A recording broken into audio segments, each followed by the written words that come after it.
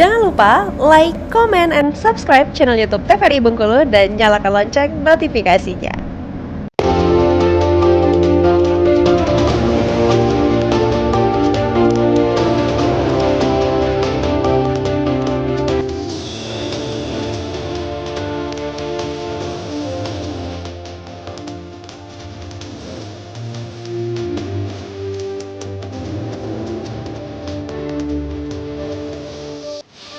Ya pemirsa, Anda kembali menyaksikan Brendo TVRI Bengkulu edisi hari ini dalam tema menuju masa kampanye pemilu kada, dan tentunya kita masih bersama dengan kedua narasumber kita, ada Pak Rayendra dari KPU Kota Bengkulu dan juga Ibu Leka dari Bawaslu Kota Bengkulu. Melanjutkan nih Pak Rayen dari segmen sebelumnya bahwa bagaimana KPU memastikan bahwa setiap paslon ini dapat ruang yang sama dalam media publik gitu, bahwa mereka punya akses yang sama dan tidak ada diskriminasi di sana. Ya, jadi kan ada beberapa metode ya kampanye yang diakomodir di dalam peraturan perundang-undangan, terutama PKPU tentang kampanye. Jadi berkaitan dengan sosial media tadi, jadi ini menjawab tantangan zaman sebenarnya kan. Jadi saat ini kan pasangan calon bisa kampanye di media sosial. Ya, media sosial ini itu bisa dapat dimulai sejak masa kampanye. Itu, jadi bisa mereka melakukan kampanye di media sosial. Tentu dalam prakteknya ya pasangan calon mesti mendaftarkan terlebih dahulu akun media sosialnya ke KPU. Kemudian batasan maksimal akun setiap aplikasi ya. Setiap aplikasi itu 20 akun yang bisa digunakan. Ini tataran sifatnya kampanye di media sosial. Nah, kemudian kalau di media penyiaran ini kan ada saat dan waktunya bisa dilakukan, itu tentu difasilitasi nanti oleh KPU. Ada namanya kampanye di media massa, baik cetak dan elektronik, itu bisa dilakukan. Tapi itu menunggu waktu 14 hari, selama 14 hari sebelum dimulainya hari pencoblosan, hari pemungutan suara itu sudah dimulai kampanye di media massa. Nah, tentu kan dalam prakteknya nanti di media ini tentu KPU akan berkoordinasi dengan pasangan calon. Jadi tayangan, kemudian halaman yang diberi space di media itu dibatasi. Jadi setiap pasangan calon, misalkan di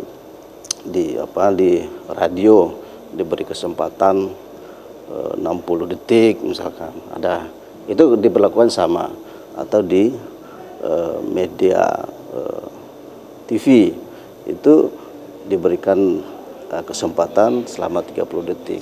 Nah, itu perlakuannya sama untuk semua pasangan calon. Nah, itu dalam prakteknya nanti kita berkoordinasi dengan pasangan calon ya, untuk mendesain iklan kampanye di media massa baik cetak dan elektronik seperti itu. Oke, ini kan kalau di media konvensional, katakanlah lembaga penyiaran publik, televisi, radio, media cetak, koran, itu kan jauh lebih mudah untuk mengawasi dan juga memastikan bahwa setiap paslon ini punya kesempatan dan ruang publik yang sama gitu. Nah, ini kan kalau media sosial kan, apakah instrumen sekarang ini sudah cukup menjangkau bahwa setiap paslon punya ruang yang sama untuk menyampaikan visi misinya misalkan, katakanlah? Iya, kita kan berikan kesempatan yang maksimal, bisa menggunakan 20 akun setiap aplikasi. Kalau di Media luar sosial. itu gimana tuh kita menjangkaunya tuh, Pak? Karena memang kan sekarang apalagi berseliweran banyak sekali di sosial media, baik itu fakta atau tidak fakta, itu sulit sekali masyarakat untuk menilai gitu kan. yang terpenting bagi KPU itu akunnya didaftarkan. Nah kalau tidak didaftarkan dia punya potensi pelanggaran, nanti akan itu ada kaitannya dengan penindakan yang dilakukan oleh Bawaslu. Tentu dalam proses itu kan Bawaslu sudah, saya yakin sudah memberikan himbauan bahwa harus mendaftarkan terlebih dahulu akunnya. Gitu. Artinya upaya untuk memastikan bahwa setiap paslon ini dapat ruang yang sama adalah di 20 akun yang terdaftar. Iya, paling banyak 20 akun setiap aplikasi. Oke, artinya juga terbatas di sana dan juga setiap paslon ini juga bisa mengekspresikan dirinya melalui akun yang didaftarkan ini tadi. Saya ke Ibu Leka nih, karena memang tadi kan Bapak Ketua KPU bilang bahwa dia terdaftarkan akun ini. Ini bagaimana kalau pelanggaran-pelanggaran dilakukan atau temuan-temuan dilakukan ini di luar akun yang terdaftar? Katakanlah seperti ini. Fenomenanya kita lihat banyak sekali yang melakukan negatif campaign dan juga black campaign misalnya. Fenomenanya banyak kita lihat, khususnya di sosial media.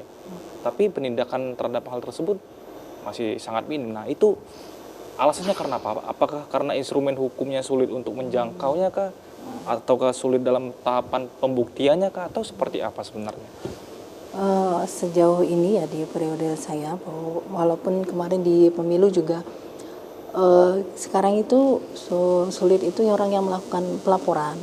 Kalau misalnya untuk pengawasan seperti yang disampaikan tadi bahwa akun resmi yang didaftarkan itu yang jadi pokok pengawasan kita. Tapi lebih dari itu kita juga melakukan pengawasan juga sih, misalnya ke akun-akun tim kampanye itu kan juga kita awasi juga. Tapi kalau misalnya ada pelapor itu jauh lebih baik. Maksudnya kita jadi lebih lebih cepat untuk bisa tahu dan melakukan proses. Dan juga untuk penanganannya tentu ada regulasi yang harus diterapkan ya, harus ada beberapa proses. Jadi kita harus sebelum, kalau di Bawaslu itu namanya ketika sebuah pelanggaran itu mulai diproses kan diregister harus memenuhi, ada beberapa syarat yang harus dipenuhi, syarat material maupun formilnya. Nah terkadang di sana yang tidak terpenuhi sehingga kita tidak bisa melanjutkan ke tahap selanjutnya.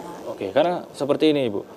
Misalkan saya sebagai paslon nih katakanlah misalkan. Kemudian saya mendaftarkan 20 akun media sosial saya ke penyelenggara pemilu, dalam hal ini KPU. Ketika saya dalam tanda kutip nih berniat untuk curang ataupun berniat untuk merendahkan paslon lain supaya naik nama saya kan tidak mungkin menggunakan sarana 20 akun saya yang saya daftarkan kan. Saya kan pasti akan menggunakan akun-akun lain ataupun menggunakan orang lain gitu yang untuk memposting dan lain sebagainya. Nah ini seperti apa? Terjangkau tidak? Ataukah seperti apa proses pembuktiannya?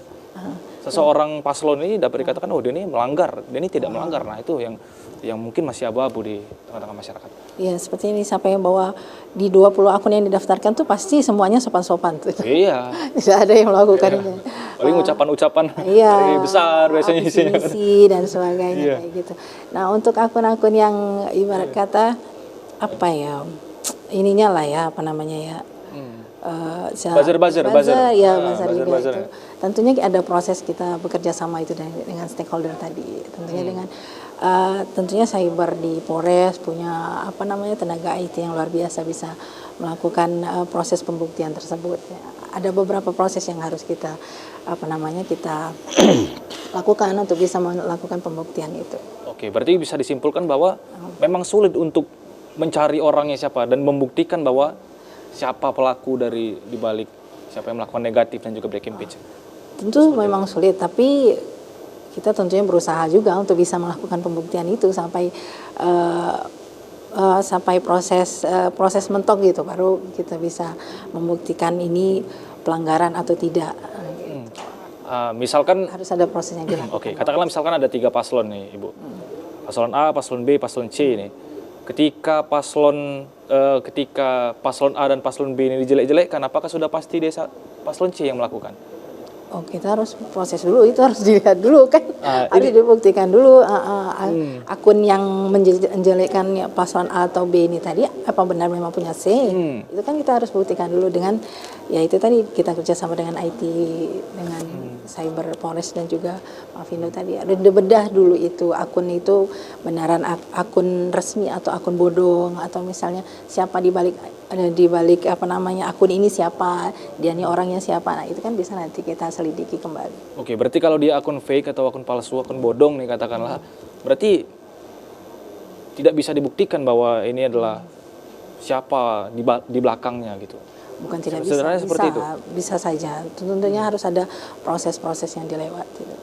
Oke, dan proses ini yang sangat berat sekali sebenarnya. Ini panjang. Terkadang kita juga terbatas oleh waktu karena dalam proses pelanggaran kan dia ada beberapa hari untuk ini. Kita karena bekerja berdasarkan regulasi ya, gitu.